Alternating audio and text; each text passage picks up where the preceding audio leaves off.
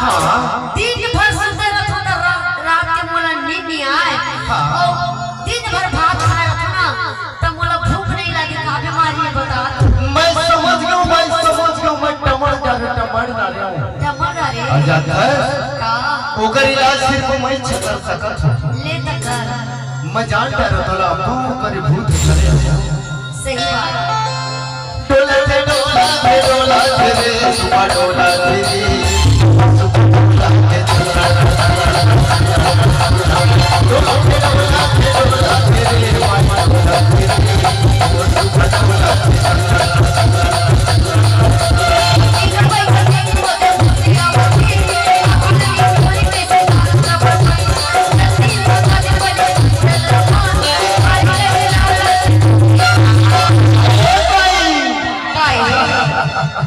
अरे ते मोर पास में आके हंसना सुन दिल दे तेरी जान और दो तीन ते मोर पास में आके हंसना हाँ तो तोला फिकर करे की जरूरत नहीं है चिंता करे की जरूरत नहीं है पैगा मारा आज आखिरी है आज आखिरी है डोला तेरे भाई डोला तेरे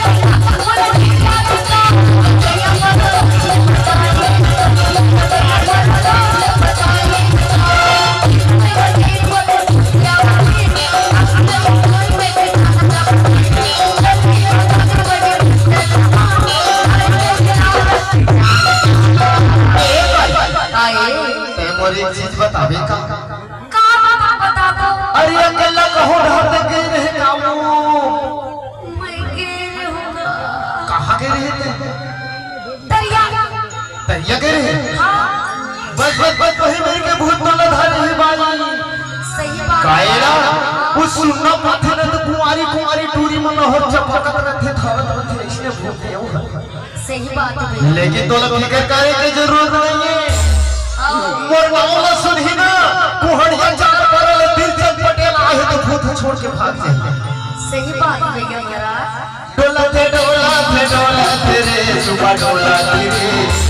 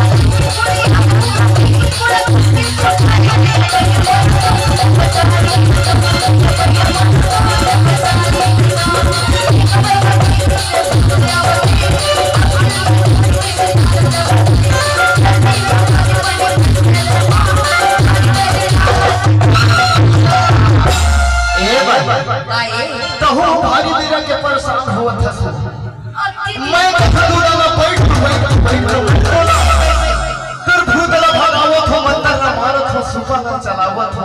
और तोला मैं झाड़ के उतारत ले उतार बेगम महाराज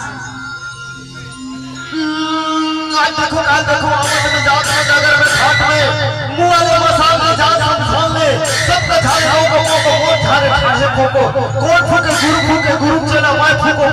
मोर झारे चार फूक हर शब्दान में ए दादा भाई गए उलन जात असते तो गा झटका मारे झटका मारे से आगे से तो मोरे ए दानी के मस्त लागी से गा मस्त लागत थे हां डोला थे रे डोला थे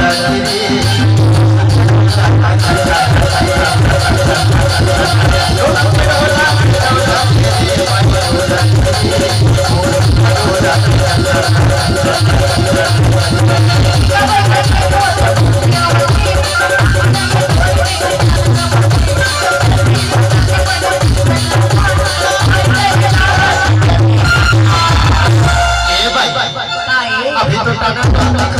हमारे टन हो गया टन हो गया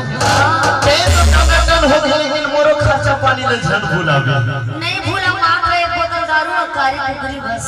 बैगन में दोसर से ले चल डोला चुमा